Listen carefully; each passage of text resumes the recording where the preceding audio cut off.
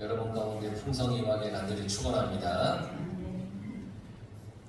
오늘 말씀을 보면 하나님께서 모세에게 종에 관한 법을 말씀해 주셨어요. 1절에 보면 네가 백성 앞에 세울 법규는 이러하니라. 하나님께서 시내산에서 모세에게 말씀하셨어요. 네가 백성 앞에 세울 법규에 대해서 말씀하셨어요. 그러니까 백성들 앞에 세울 법규예요. 법규라고 하는 게 미시파트라는 히브리어인데 그 뜻이 이래요. 이끌어주는 결정들, 심판하다, 판결하다 이런 뜻을 가지고 있어요. 법규라는 게. 그러니까 모세는 이스라엘 백성들을 이끌고 광야의 삶을 살아야 됩니다. 이제 시내산에서 내려오면 이제 우리 출애굽기를 보면 이제 이 이스라엘 백성들이 40년 동안 광야의 삶을 산단 말이에요. 그 40년 동안 광야의 삶을 살 때 이스라엘 백성들을 이끌고 가야 돼요. 이때 모세는 백성들의 재판관이 되어야 됩니다. 이 이끌어가는 지도자라고 하는 것은 이 시대의 재판관의 역할도 있어요. 근데 지도자의 역할 중에 아주 중요한 역할이 이제 판단해 주는 겁니다. 옳고 그름을 판단해 주는 거예요. 어떤 일에 대해서 공정하게 판단해 주는 게 너무너무 중요해요. 그러니까 자기 마음대로 판단을 할 수는 없어요. 분명한 기준을 가지고 판단을 해 주어야 돼요. 그래서 구약 성경에 나오는 하나님의 이 법규에는 하나님의 공의와 사랑이 아주 큰 틀을 이루고 있어요. 그러니까 하나님의 정의 없고 또 의롭기만 하면 안 돼요. 그 속에 사랑도 포함이 되어 있어야 돼요. 이것을 하나님께서 모세에게 그 법규를 제시해 주었어요. 이스라엘 백성들에게 선포하고 이대로 그들을 다스리라는 겁니다. 모세는 이런 하나님의 뜻을 따라 판단해야 합니다. 그러니까 자기 마음대로 판단해서는 안 되고 하나님의 뜻대로 판단하는 겁니다. 그러니까 모세에게는 엄청난 권위가 주어지는 거예요. 판단해 주는 거잖아요. 그게 엄청난 권위예요. 판단을 받기 위해서 누군가에게 내가 앞에 가면 나를 판단해 주는 사람을 우리는 권위 있게 이렇게 마음에 그를 품는단 말이죠. 하나님께서 주신 법규를 가지고 판단해야 되니까 그 권위는 대단히 컸습니다. 백성들은 모세가 지금 하나님 앞에 서 있고 하나님으로부터 말씀을 받고 있다는 것을 다 알고 있어요. 지금 시내산에 나타난 하나님을 보았잖아요. 천둥과 우레와 연기와 막 이런 모습으로 하나님이 딱 시내산에 계시는데 모세가 그 앞에 간 걸 백성들은 다 보았습니다. 그러니까 지금 모세가 하나님 앞에서 하나님의 말씀을 받고 있다는 것을 백성들은 다 알고 있어요. 그러니까 모세가 하는 말은 뭐냐면 즉 하나님이 주신 말씀이에요. 모세의 한마디에는 아주 큰 권위가 있다라는 겁니다. 이러한 모세가 하나님의 법규를 세워가야 되는 겁니다. 그러니까 1절 말씀을 계속해서 보면 네가 백성 앞에 세울 법규는 이러하다. 하나님의 법규를 세워가야 되는 겁니다. 이 세울이라고 하는 것은 히브리 쉼인데 영어로 얘기하면 setting, 마련해 놓는 겁니다. 준비해 놓는 겁니다. 거기에 적용해 나가는 겁니다. 모세는 이 10계명이라고 하는 이 대원칙, 10가지 계명이 있잖아요. 그 대원칙을 이제 삶의 모든 영역에 적용하고 판단해야 됩니다. 세우다라고 하는 그 의미는 뭐냐면 이스라엘 백성들이 반드시 이 법규들을 그들의 삶에 적용할 때 그들이 언약 백성으로서 온전한 삶을 이루어 나갈 수 있다는 겁니다. 세우다라고 하는 것은 적용해 나가는 겁니다. 법규를 세운다는 것은 법규를 적용시켜 나간다는 겁니다.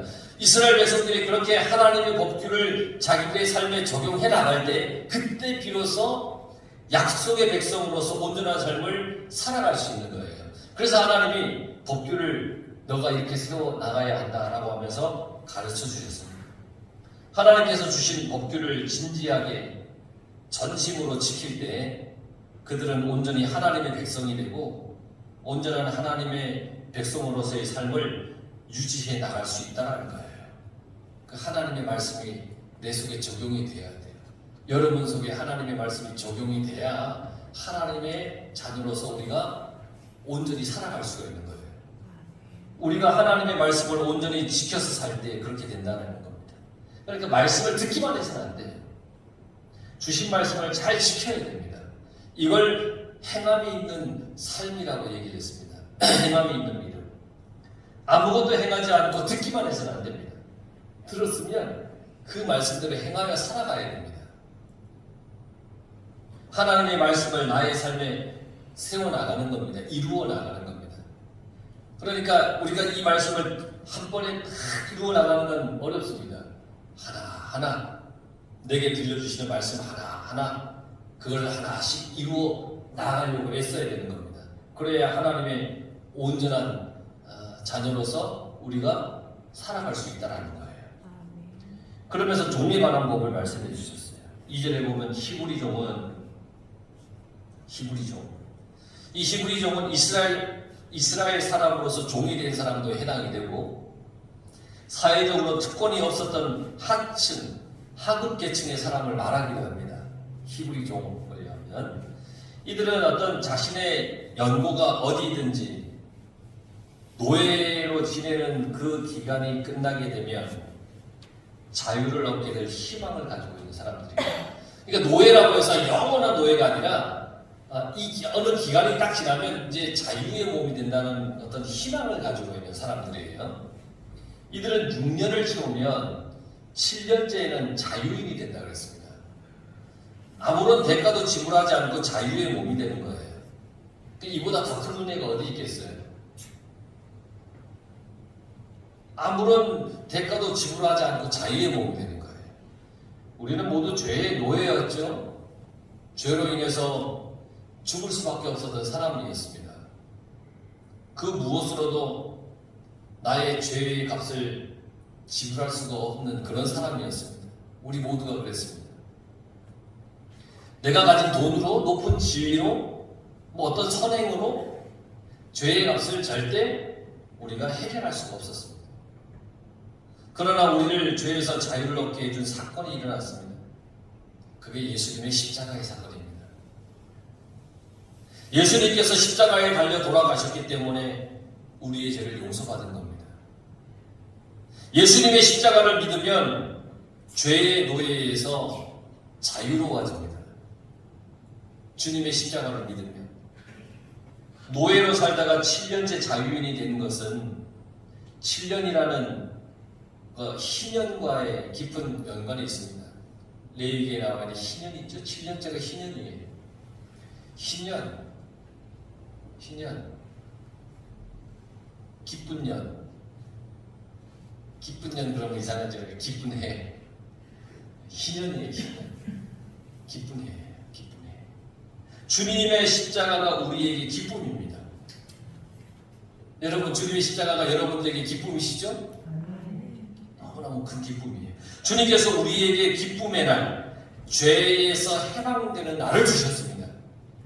그래서 주님 안에 있으면 나를 죄에 맬 수 있는 게 없습니다. 나를 죄에 맬 수 있는 게 없어요. 내가 주님 안에 있기만 하면 그 어떤 것도 나를 죄에 매어놓을 수가 없습니다. 우리는 주님 안에서 언제나 죄에서 자유의 삶을 살 수가 있습니다. 3절부터 보면 종으로 혼자 왔으면 혼자, 결혼하여 왔으면 그 아내도 함께 7년째 자유인이 된다고 그랬어요. 그런데 반면에 만약에 종으로 왔는데 주인이 결혼을 시켜줬어요. 그 사이에 자식도 자녀도 태어났어요. 이럴 때는 결혼한 배우자와 자녀는 주님 안에 주인에게 속한 것이기 때문에 그들을 두고 혼자 자유인이 되어야 된다. 그렇게 얘기를 했어요. 그런데 이 종이 자기의 처자를 너무 사랑하고 그 상전을 주인을 너무 사랑해서 나는 이제 7년이 되었지만 자유인이 되지 않아도 됩니다. 그냥 여기서 내 아내와 자식과 주인을 섬기면서 내가 그냥 살고 싶습니다. 그렇게 얘기를 합니다. 그러면 그를 어떻게 해야 되느냐 6절에 보면 상전이 그를 데리고 재판장에게로 갈 것이요 또 그를 문이나 문설주 앞으로 데리고 가서 그것에다가 송곳으로 그의 귀를 뚫을 것이라. 그는 종신토록 그 상전을 섬기리라. 여러분 7년째 자유롭게 되는 것을 영원히 포기하는 거예요. 지금 포기하면 7년째 이걸 포기하면 이제 영원히 포기하는 거예요. 물을 수가 없어요. 그럼 그럴 수 있지 않습니까? 너무나 사랑하는 사람과 헤어지기 싫어서 자유를 포기하는 경우도 있겠죠. 그럼 이 사람을 먼저 재판장에게 데려가라고 했어요.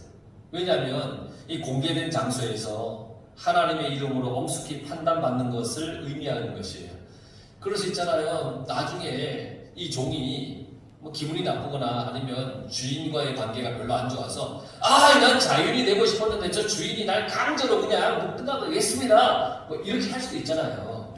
좋을 때 좋지만 안 좋을 때는 뭐 그럴 수도 있잖아요. 그러니까 재판장에게 모두 공개된 장소에 나아가서 이 사람이 지금 7년째 자유인이 되어야 되는데 이 사랑하는 사람과 헤어지기 싫고 주인에게 속하여서 영원히 그냥 주인의 종으로 살기를 이 사람이 그렇게 원했습니다 라고 하는 것을 다 알리는 거예요. 7년째는 이유를 달지 말고 자유인이 되게 해야 하는데 자유인이 되지 않겠다고 하니까 이 주인으로서는 법규를 어기지 않았다는 증명이 있어야 되는 거잖아요. 그러니까 재판장에게 가서 모든 사람이 보는 가운데 증명을 하는 거예요. 7년째 내가 이 사람을 자유인이 되게 하려고 했는데 이 사람이 안 한다고 했습니다. 하고 사람들에게 증명을 이렇게 하는 겁니다. 그러면 이 종이 영원히 주인의 것임을 증명하는 행동이 있어야 되는데 그게 뭐냐면 문이나 문설주에다 대고 그 종의 귀를 툭 뚫는 거예요.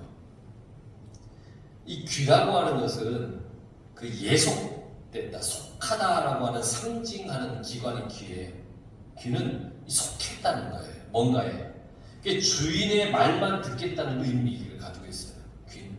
다른 누구의 말 안 듣고 주인의 말만 듣겠다는 거예요. 종은 주인의 말만 들어야 되기 때문에 그렇죠. 종이 남의 사람 말 듣고 일할 수가 없잖아요. 주인의 말만 듣는 거예요. 그러니까 귀를 뚫는 것은 자유를 상실하는 의미를 가지고 있어요. 귀 뚫은 분 많죠? 근데 오늘날 그런 의미가 아니라 이 과거에는 그런 의미를 가졌다는 거예요. 나는 자유를 이제는 상실했습니다. 나는 영원히 이 주인의 것입니다. 우리도 매 순간 귀를 뚫어야 됩니다. 주님 안에서, 주님 앞에서 나의 귀를 뚫어야 됩니다. 영원히 주님께 속한 사람이라고 고백하며 살아야 됩니다. 영원히 주님의 말씀만 듣겠다고 다짐하면서 살아야 됩니다. 영원히 주님만 섬기겠다는 그 헌신의 다짐을 가지고 살아가야 됩니다. 그래서 주님 앞에 우리가 귀를 뚫는 겁니다. 즉 주님 앞에 나와서 주님의 말씀에 우리가 귀를 기울이고 내가 주님의 말씀만 듣겠습니다 라고 결단해야 되는 겁니다. 내가 나의 주인이 되어서는 안 됩니다. 내가 나의 주인이 되는 순간 우리는 다시 죄의 수렁으로 빠져갈 수밖에 없습니다. 우리는 철저히 주님 안에서 살아가야 됩니다. 여러분 주님 안에서 철저히 살아가시길 바랍니다. 영원한 주님의 자녀로 살기를 포기한다면 우리는 여전히 죄의 짐에 눌려서 괴로움과 번민과 슬픔과 아픔에 시달리며 살아갈 수밖에 없습니다. 우리의 길을 주님께 맡겨서 주님께서 뚫어주실 때 그때 진정한 자유인이 되는 겁니다. 더 이상 죄에 속하지 않고 주님께 속하여 살 수 있기 때문입니다. 주님께 속하기 때문에 주님 안에서 영원한 자유를 얻으며 죄에서 자유를 얻으며 우리가 그렇게 살아갈 수 있다는 겁니다. 그러니까 주님 앞에 내 귀가 들려지고 여러분 주님의 음성만이 주님의 말씀만이 내 귀에 들려지길 간절히 바랍니다. 그러면 6절에 보면 그는 종신토록 그 상전을 섬기리라 그랬습니다. 우리가 우리 인생 전부를 주님께 맡기면 그때부터는 주님이 나를 책임져 주십니다. 그렇죠? 나의 인생을 이끌어 주세요. 주인이신 주님의 말씀만 듣고 살기 때문에 바르게 살아가게 됩니다. 죄의 유혹이 몰려온다고 할지라도 피해가고 이겨낼 수가 있다는 겁니다. 나의 주인이신 주님의 말씀이 나를 이끌어 가시기 때문입니다. 그래서 우리는 이렇게 고백할 수 있어요. 주를 의지하는 자, 주께서 그를 이끄시고 책임지시리라. 주를 의지하는 자, 주께서 그를 이끄시고 책임지시리라. 여러분, 주님만 의지하시길 바랍니다. 우리는 매 순간 우리를 유익하게 하는 결단을 해야 됩니다. 나를 유익할 수 있는 것에 결단을 해야 됩니다. 그러나 세상의 죄악은 끊임없이 우리의 유익한 그 결단을 방해합니다. 악한 결단이 아니라 내게 유익한 그 결단을 못하게 방해를 합니다. 세상은 우리의 결단을 신에 뒤처졌다고 조롱을 합니다. 어리석인 것이라고 비웃습니다. 야, 우리 주님만 믿는다 그래? 교회만 다닌다 그래? 그게 뭘 줘? 뭐가 나와? 이러면서 우리를 조롱하고 막 비웃습니다. 내가 주님의 말씀만 듣겠다고, 내 길을 주님께 뚫겠다고 하면 이 세상은 나를 향하여 수많은 조롱과 비웃음을 던질 겁니다. 그렇게 되면 우리는 흔들려서 주님을 따르는 나를 보면서 의구심을 품게 돼요. 이게 맞는 건가? 하도 비웃음과 조롱이 크면. 그러나 여러분, 영원히 주님의 품에서 살아가기를 결단한 우리의 결단은 옳습니다. 옳다는 것을 분명히 알게 될 겁니다. 그래, 내가 주님을 택한 것이 옳았어. 이것을 우리는 알게 될 겁니다. 주님을 떠난 자유인이 되지 마시기 바랍니다. 영원히 주님께 매여서 행복한 그리스도인으로 살아가시길 바랍니다. 영원한 생명은 주님 안에 있습니다. 십자가와 부활을 믿고 고백하는 그 속에 영원한 생명이 있다는 겁니다. 세상의 유혹에 귀를 기울이지 마십시오. 세상에 나의 길을 내주지 말고 오직 주님께만 내 길을 내어 드리시길 바랍니다. 그렇게 하는 것이 영원히 주님을 섬기는 그런 복된 삶이 되는 겁니다. 할렐루야.